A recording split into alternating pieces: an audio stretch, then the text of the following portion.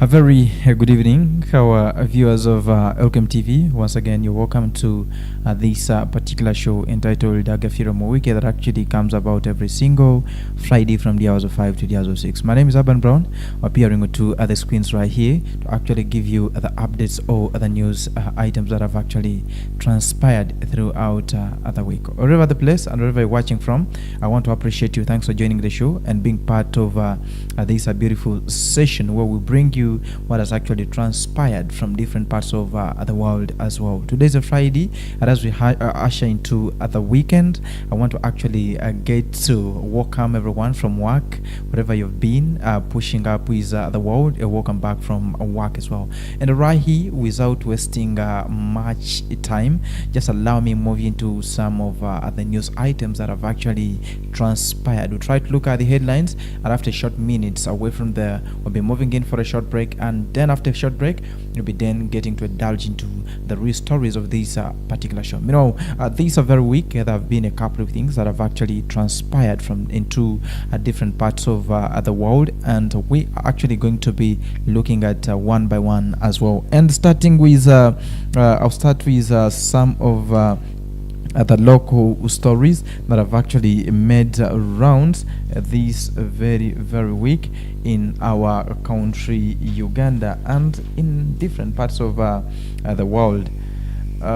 We shall start with a story that is from Kikube district, where we see over 7 killed after a Kikube police car varies off road. That's a news item that have actually come down to places of Kikube, that is in the western part of Uganda. And away from there, still moving on, we see lawyers probed over billions for cooperative compensation. And still moving on to some other stories that have actually engulfed this very week, we see Uganda Airlines announces flight to Nigeria, Zambia, and Zimbabwe respectively. And as well, still moving on to other parts of the country as well, we see other parts of the country. Moving on right here, we see army arrests a fake lieutenant evicting people, residents of Kakiri. And away from there, so moving on to some other stories right here, we see police once against next week anti-corruption demonstration. And that is some of the headlines that have actually come down to this very weekend. Crossing over maybe to the international scene, we also get to see Kagame wins Rwanda's presidential elections with 99% landslide. That is actually what has made some of the stories that have actually made round this very week. And we get to know that there are so more other big stories that have actually made rounds, but due to issue of time, we always pick a few of the news items that have actually transpired, because there are so many headlines that have been coming up, seeing that Trump being shot by an assailant, and also seeing another protest being banned, that is in Kenya, and besides that also in so many stories have actually come down, and also in Bangladesh, also strikes also still moving on, and we see over 32 people losing their lives in Bangladesh. So stories are all over, and people we shall actually keep updating you, only that we sometimes get affected onto other issue of time. It's so unfortunate that I used to come through with some of my scrutinizers, but so unfortunate that they're sometimes kind of fixed. They always not able to come through and be part of this very segment. But once in a while, you'll be actually getting to see them on two other screens of Elkem TV. One more time, I want to take this opportunity to recognize you guys for actually loving Elkem TV and keeping tuned onto this very particular show of Agafiire Mu week, where we bring you what has actually transpired throughout the week. And wherever you're catching up the show from, big up on yourself and thanks for joining in. And right here, let's just allow me move into a short commercial break, break. And when I do return, we shall actually get to delve into the real stories, what has actually transpired in different localities. Keep locked into the show and don't move away.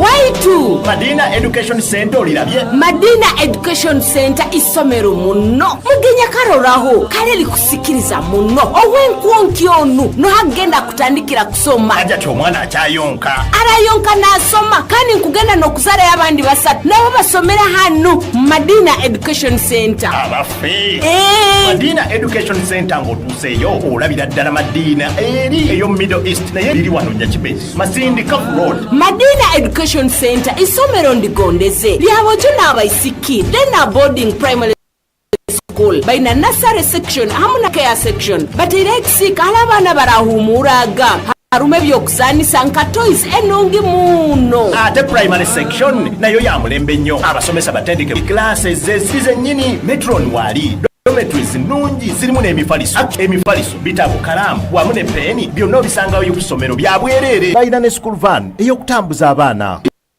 Madina Education Center liwo Busiramu bayitu tubakusorora dini n'abakristayo bakutangirwa school fees soboka okwehandikisa kugenda omaiso aisomero eri kusangibwa Nyakibete mairo 3 okuruga Masindi town Hamasindi Kafo road bateirona special class yokukwata kumanya bikusinga tera hasimu 0 ina atano na munana asatu na ibiri nkaga na mwenda rundi 0 mwenda ibiri na ina.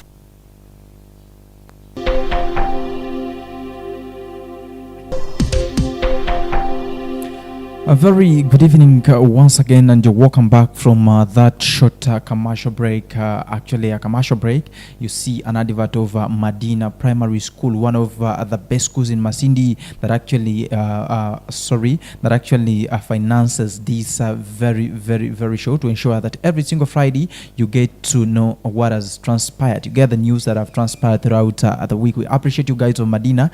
Thanks for always loving Elkem TV and sponsoring this particular show to ensure that every single Friday the viewers of Elkem TV are able to get the news items that have actually transpired within the week. And meanwhile, I want to remind you that Madina Primary School is located a few kilometers away from Masindi town, that is along Kampala Highway. So you can simply reach out there for the best education of your child. Meanwhile, earlier on before we got into a break, we had taken you through some of the news headlines that have transpired throughout the week. And right here, just allow me just to indulge into the real stories, and we see what has actually made rounds, what has been onto the social media platforms, what has been onto the radios, and everywhere has a news item. And right here we shall start with 7 killed after a Kikube police car varies off a road. This very week, earlier on, as we actually studied this very week, we saw 7 people losing their lives, perishing in a fatal road accident involving a police car that was along Kiziramfumbi Kabale Road in Hoima district. That was on Saturday of that was on Saturday as well. So that is actually what happened in Hoima district, that is in places of Kikube along that is Kiziramfumbi Kabale Road. The people lost their lives after this truck overturned in a very funny way and ended up people losing their lives. Onto this very sorry car that overturned, we see some other 3 people also sustaining serious injuries as a result of this very accident. And this accident happened from at around the hours of 3:20 p.m. That was nearing the evening hours, and it happened in the village of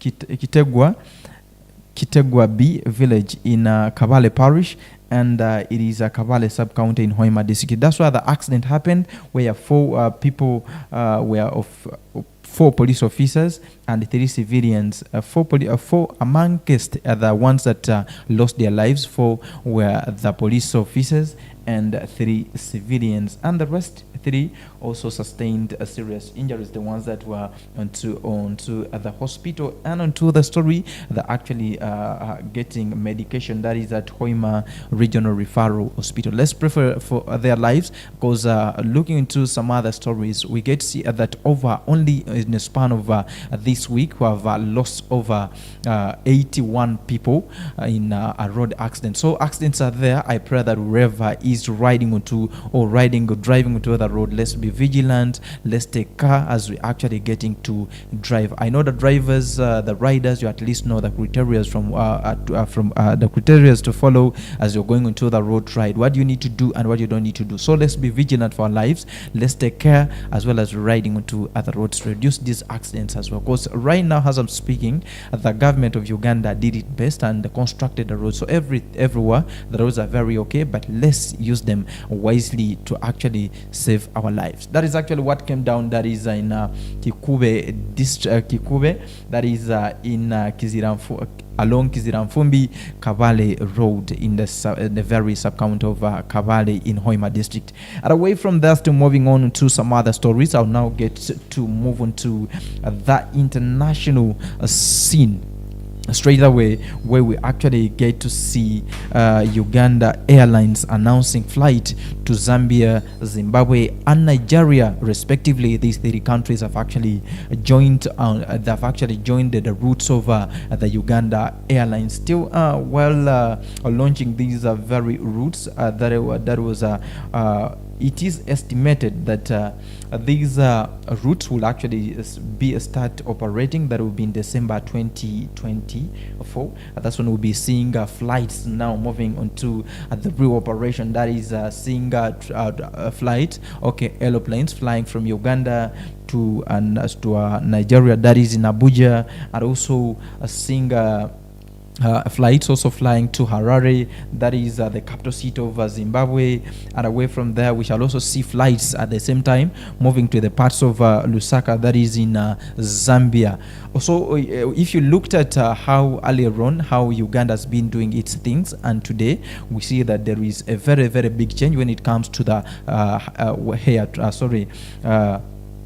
this is the airlines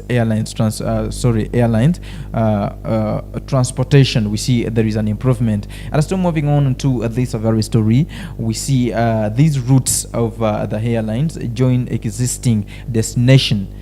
These new routes will join the airline existing destination. These includes, we have Nairobi, that has been into existence. So we've been seeing our flights flying from Uganda to Nairobi. Also they've been flying from Uganda to Mombasa, flying from Uganda to Dar es Salaam, that is in Tanzania.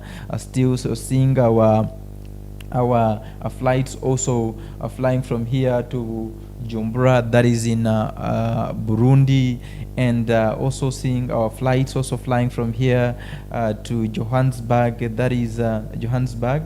Also seeing our flights Johannesburg flying to Dubai, seeing our flights flying to Zanzibar, that is also in Tanzania. Zanzibar, that is in Kenya. And also still looking onto these are various stories. Zanzibar is in, yes, and we also get to see our flights have been flying to Lagos. We see flights have been flying to Kinshasa, Mumbai. They've been flying to Mumbai, that is a capital city of India. We see Bangladesh is one of the Mogadishu, sorry, not Bangladesh.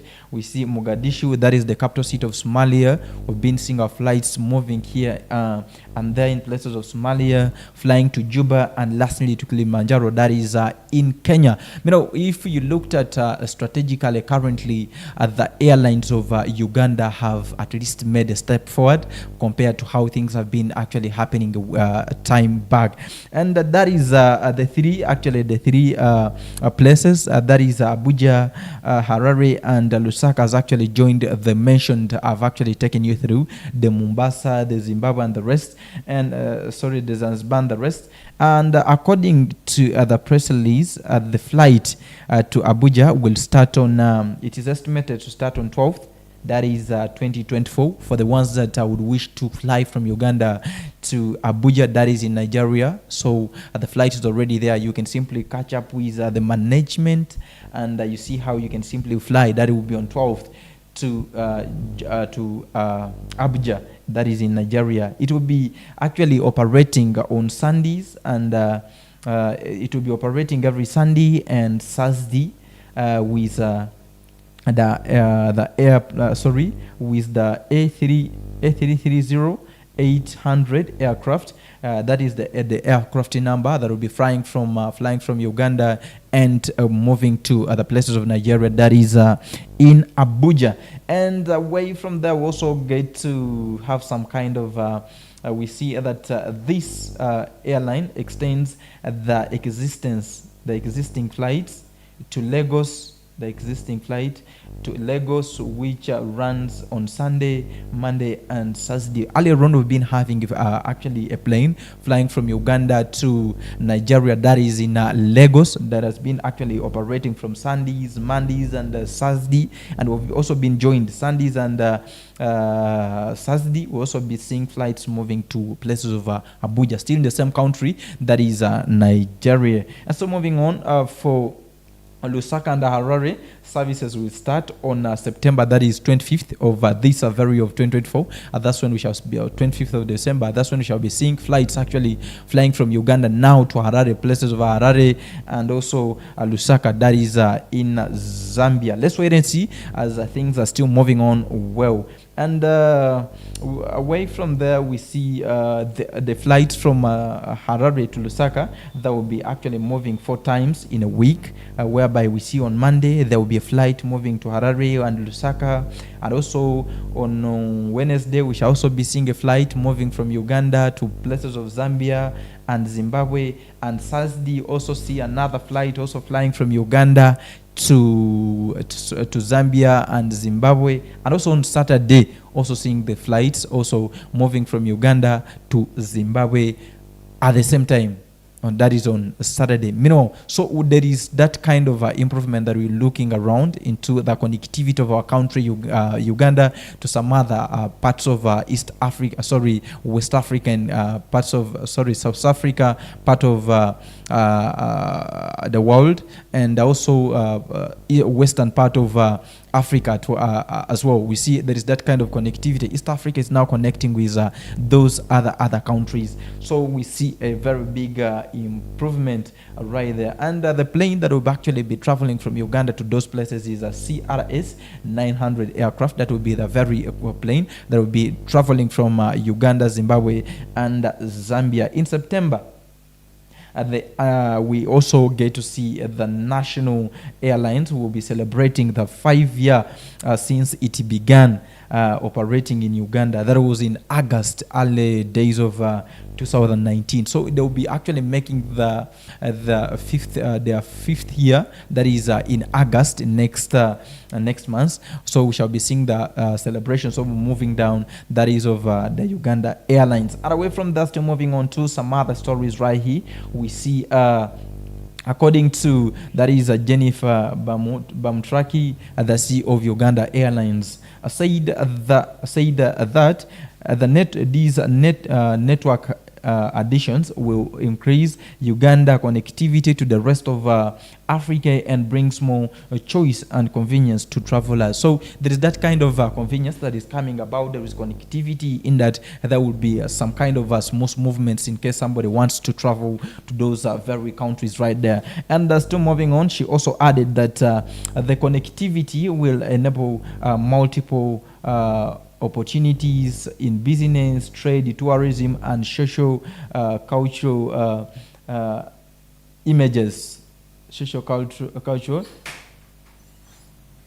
cultural images. So let's wait and see what will actually be coming about that very as we see the Uganda Airlines trying to also create more routes for our aircrafts. And still moving on, she also added that booking currently, in case you want to book for other planes, as they've been mentioned earlier on, that traveling to Abuja, that will be 12th August, that's when September, 12th September, that's when they'll start traveling to, that is Abuja, and 25th September, there will be travels to Harare, that is in Harare, and the Lusaka, that is in Zambia.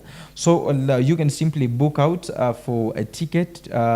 That is booking is open. Travelers can book through their travel agents. These agents, you can simply reach out to them and have yourself a ticket to travel, maybe to Abuja, Harare, everywhere, wherever.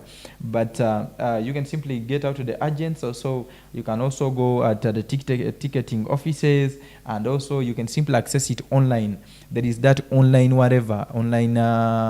ticketing, you know. So you can simply get it onto the Uganda Airlines app and website. That was actually explained by Bamtraki, the CEO for Uganda Airlines. You know, that is actually what has transpired this very week, as Uganda is actually looking forward to more development, because when this airline comes about and maybe they get into operation, we actually see Uganda getting more trade. There will be more trade, there will be more business, and you see that at least the market of Uganda's products will be at least expanded compared to how it has been performing earlier on. And also transport is going to be improved, you understand, because earlier on it's been a process for people to reach out to those places like in Harare and Zimbabwe. But at the moment these airlines start operating, we shall see things actually smoothing up.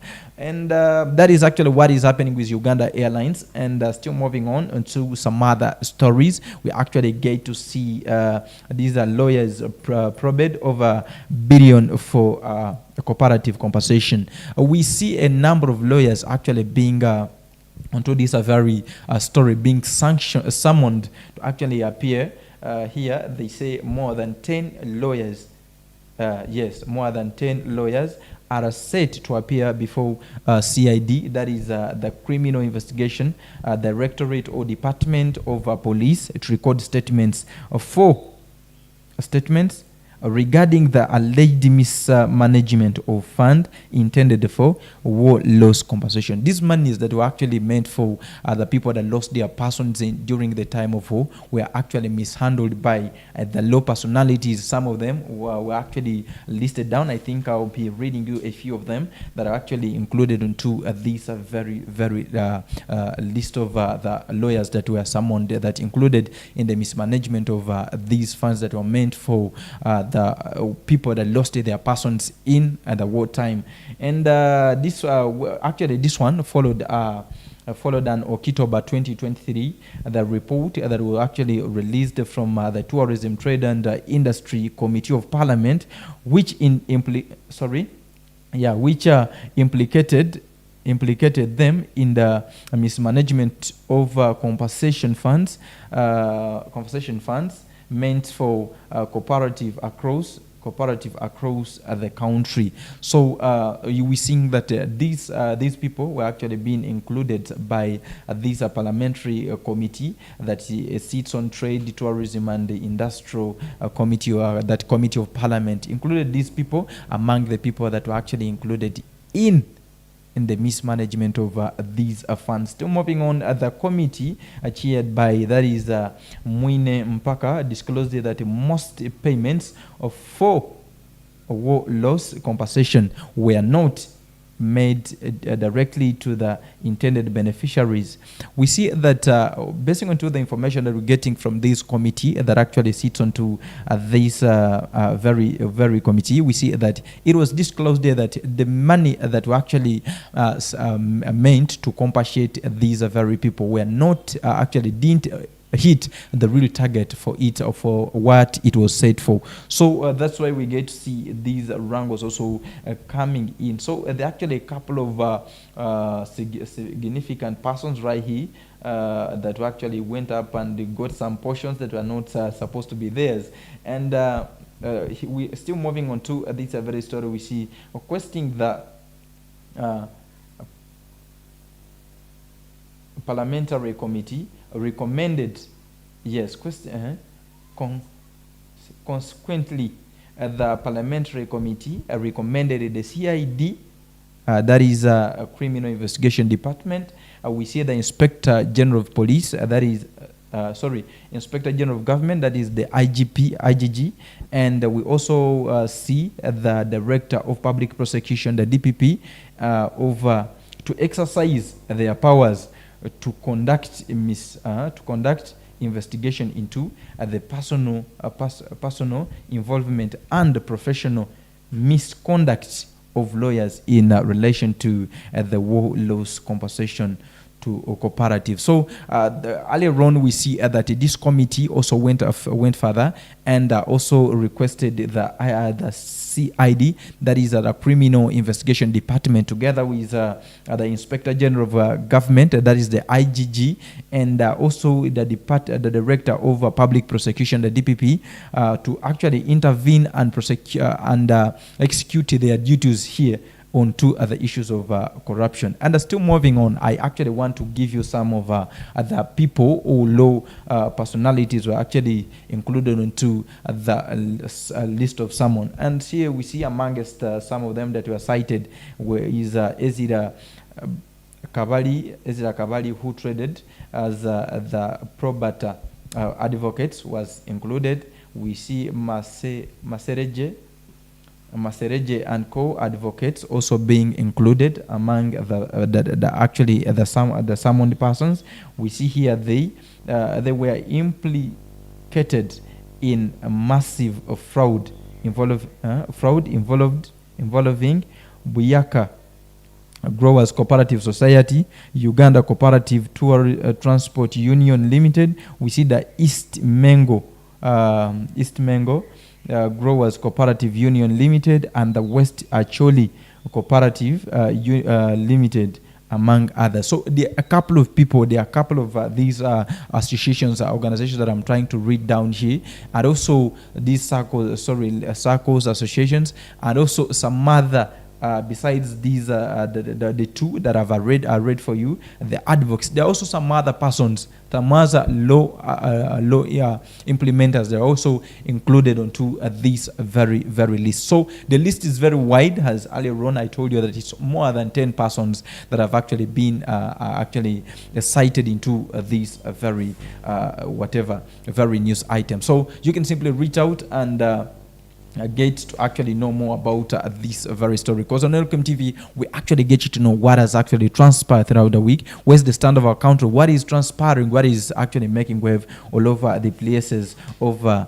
over the place or the country at large. So there are so many stories that actually transpired, and right there, let's wait and see how this one will be worked upon, because we see corruption has become corruption at the end of the day. Every time Uganda is now becoming an issue, we have seen demonstrations in different parts of the country, that is places like Kenya, whereby they are disagreeing. At the end of the day, it doesn't make sense for we to approve the budget, and at the end of the day we find that the real purpose for the budget has not been fulfilled, but the man has gone in corruption. So it's not something so interesting. Let's wait and see how the law will work upon these very people that have been cited, as far as the investigations are still moving on, because they are laid to have been actually part of the mismanaging team of the funds that Kiso, and that is in Kakiri. This guy has actually been impersonating, calling himself a soldier and over a lieutenant, but fortunately this very week he has been doing some illegal kind of things, illegalities that actually have been painting a bad image onto the army. But fortunately this time around they tracked him and managed to arrest him this very week. And this guy was called is called Sentongo.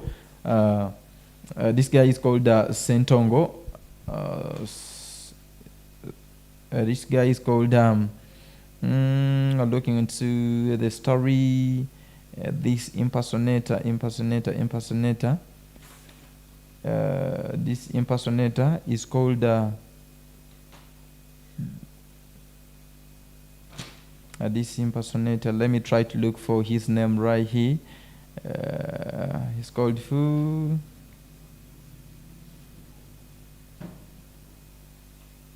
This impersonator, all I know that he's called Sentongo, and he was arrested by it's called Adam Sentongo, and he was arrested by army officials after getting some complaints, a number of complaints from various locals in places of Kakiri, complaining that there is an armed officer that is actually trying to evict them. He's evicting them from their lands, and it's been a long span. So these people kept on getting information, and they decided to turn up and get to know actually what is happening. Why is it that people are saying that they're painting bad image onto the army? Fortunately, they came through and managed to arrest this very guy called Adam Sentongo, who had become a problem in places of Kakiri, that is in Wakiso.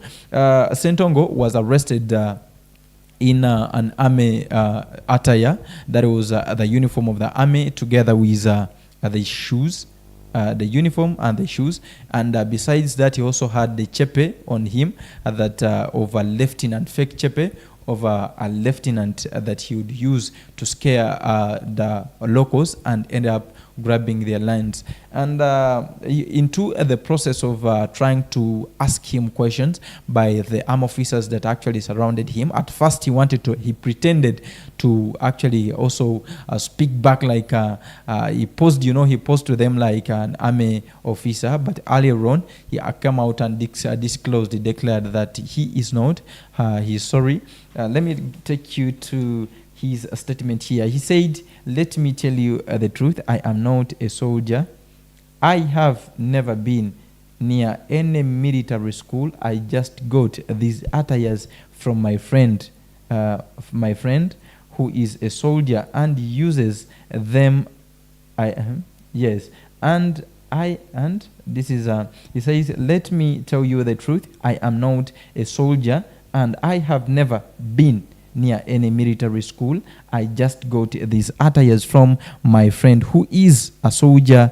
I use these uniforms to threaten people and take their property," Sentongo said. In a statement when he was arrested, he tried to explain to he later on disclosed that he's not an army officer, only that he got these army attires from a friend that is a Mugisha, that is an army, or that is a soldier, that he has been using these attires to scare people and take away their belongings. And still moving on to this very story, we see that is a Major Charles Kabona, that is the army spokesperson of UPDF, of 1st Division, based in Kakiri.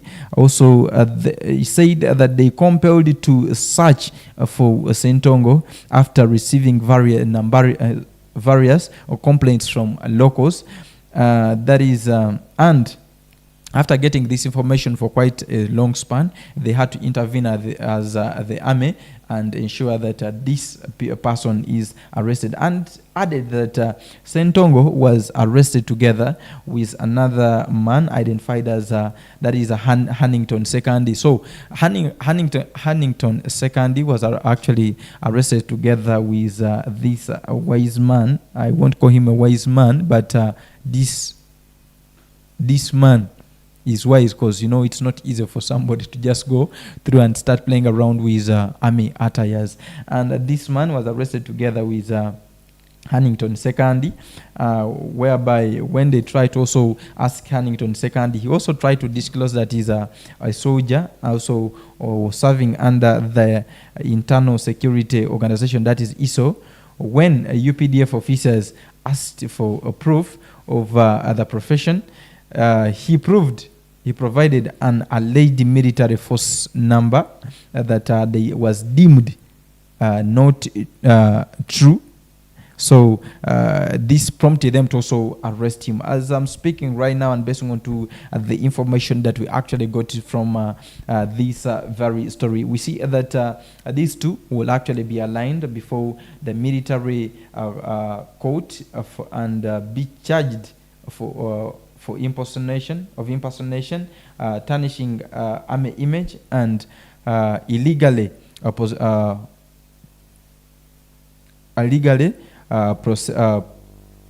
possessing army uniform and shoes, and the fake pistol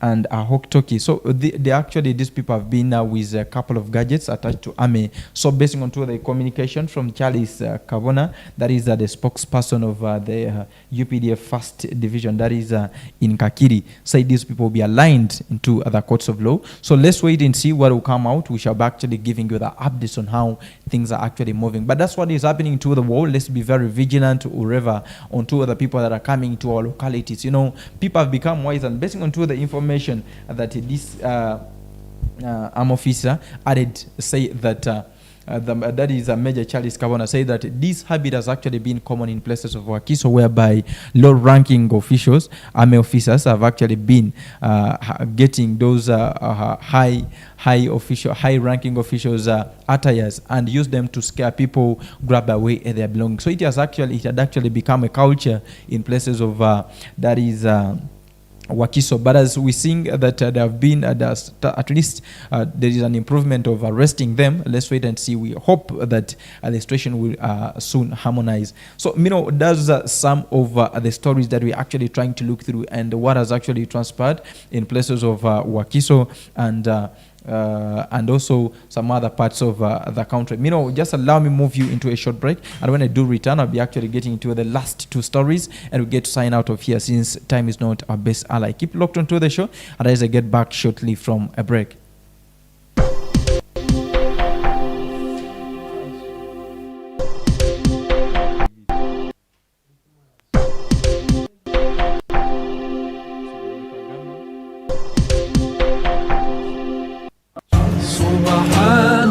Waitu Madina Education Center olirabye. Madina Education Center isomero muno mugenya karoraho kale likusikiriza muno owenkwonki onu no hagenda kutandikira kusoma ajati omwana akyayonka arayonka nasoma kandi nkugenda nokuzala y'abandi basatu nabo basomera hano Madina Education Center abafe Madina Education Center ng'otuuseeyo olabira ddala Madina eri eyo Middle East naye essomero liri wano Nyakibezi Masindi Kafu Road. Madina Education Center isomero ndigondeze ojuna abaisiki then boarding primary school baina nursery section hamuna daycare section batirexi kala bana barahumuraga harume byokusanisa nka toys enungi muno ate primary section nayo ya mulembe nnyo abasomesa batendeke bulungi classes zezini metron wali dormitories nungi zirimu n'emifaliso. Actually emifaliso bitabo kalamu wani byonna bisangayo ku ssomero bya bwerere bayina ne school van ey'okutambuza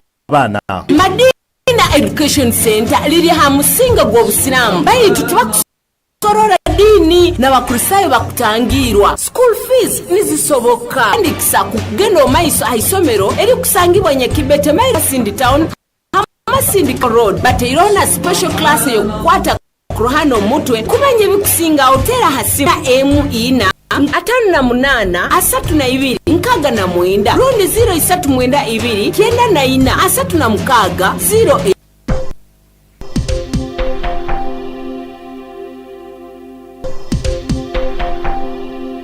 Okay, once again, welcome back from that commercial break. It's Madina Primary School right there. You can simply reach out to the numbers you're seeing onto the screens so that you can simply talk to the staff of Madina and take there your child as well. And still moving on to these very stories that I told you earlier on before getting to the break, that we will be right back with what has actually transpired right here.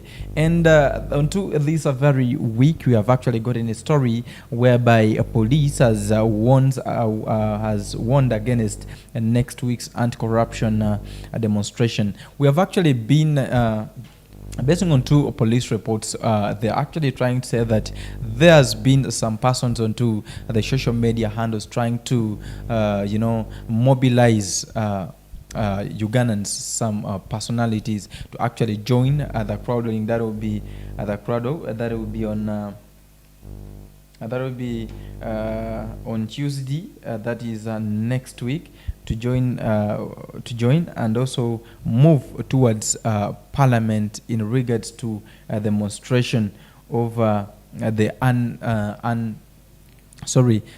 dissatisfaction over what is actually happening in Parliament over corruption. So these guys have actually come out and warned and said they shouldn't actually have this officiated. So let's wait and see.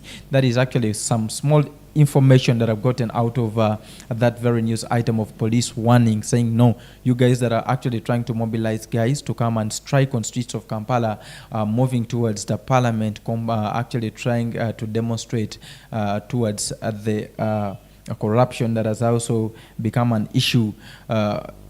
So we see this police spokesperson, that is Rusoke Ikituma, is the one that actually tried to guide and warn against these very preparations that are seeing that are going on onto the social media handles that they say is not yet clear, but in case they shouldn't actually have that done. And that is actually what is happening with police, and let's wait and see what is that will actually come about, or what will come out of that very news item. And right now, just allow me to cross over to the international scene and also get to see what has actually come out from some other places of the world as well. And right here, since time is not my best ally, I'll actually move fast. And starting right here, I'll start with that is Paul Kagame actually wins Rwanda's presidential elections with 99%.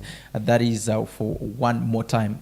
Paul Kagame is actually a president that has actually been on power right from at the time of 1994, where we saw a genocide down places of that is Rwanda, where it is estimated over 800,000 persons lost their lives in places of that was into a fight between the Tutsi, the moderate Hutus and the Hutu. So we saw a number of people dying to this struggle, whereby the Hutu were fighting the Tutsi and also the Tutsi trying to defend themselves. There is a number of people that lost their lives, ranging to it is estimated that over 800,000 persons lost their lives. So that is actually what happened right there. But we see this is a Paul Kagame who came in and tried to cool down the situation, create that kind of unity amongst the Rwandese, still also winning one more time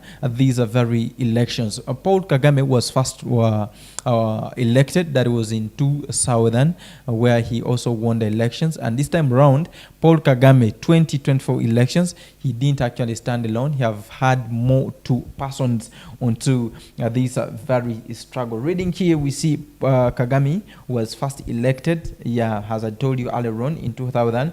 As this time around, faced two other candidates that included the Democratic Green Party, that was for Frank Herbert, and the Independent, that was Philippe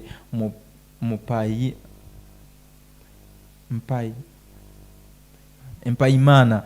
Also, these two actually stood together in the struggle over the presidential seat in the places of Rwanda as well. But we see that is Paul Kagame retaining the presidential seat one more time. Onto the communication, we get to see that Paul Kagame won at 99% of the vote, according to the plenary election result released last Monday evening. So that's the communication that came down from that side, whereby we saw that is the Democratic Green Party for Frank Habizimana, for Frank Habizimana, also coming to the second position with 0.53%, and also seeing right here, that is Philippe, that is an independent candidate, also coming with 0.3%. 0.32%. So that is how the elections went down places of Rwanda, but we see right here they're telling us that 9 million out of the 14 million Rwandese were registered to vote, but out of that was 2 million more than last time, according to last time's elections, according to that is the National Electoral Commission of Rwanda. So still moving on, we see one of the reasons that actually led Kagame to actually retain the seat at 66 years is that Kagame some of the reasons that made him crash to victory was the ability to guide the East African country towards the internal peace since the 1994 genocide. As I told you earlier on in the story, that there was a genocide in Rwanda after the death of President Habyarimana, whereby he was shot in a plane, where he got a plane crash, and so from there, the genocide started, and millions of people lost their lives. In the process, Kagame came in and intervened. So it is said that this was one of the reasons to why Kagame was in position to retain his position as a president of Rwanda as well. That's what actually came down to places of Rwanda, of Kagame winning the elections at 99%. So, that is actually some of the news stories that we have come with this very day onto these screens of Elkem TV. I want to take this opportunity to appreciate everyone that has actually been onto this particular show, tuned right there, and wherever you've been watching from. Thanks for always loving Elkem TV and keeping it your number one TV station, broadcasting it from the hearts of Masindi as well, and giving you all the updates wherever you're catching it from, whether you are abroad or all over the place. We endeavor that we reach out to you whatever is happening to our country, Uganda, and the rest parts of the world. Maybe before I get signed out of here, Mr. Producer, do we have any comment right there so that you can simply pass it on for the viewers of Elkem television that have actually kept tuned? If there is no any comment right there, Mr. Producer, I want to take this opportunity to appreciate you guys. That is Producer Ismail. Thanks for being on to the set. Nave Prince and Smart King, thanks also being on to the site, and also ensuring that this show is aired at this very juncture. I just want to take this opportunity to thank you for staying tuned, and also wish you a nice weekend as well. Let's catch up next week into this very show as well. Have yourself a nice weekend, and I wish you all the best.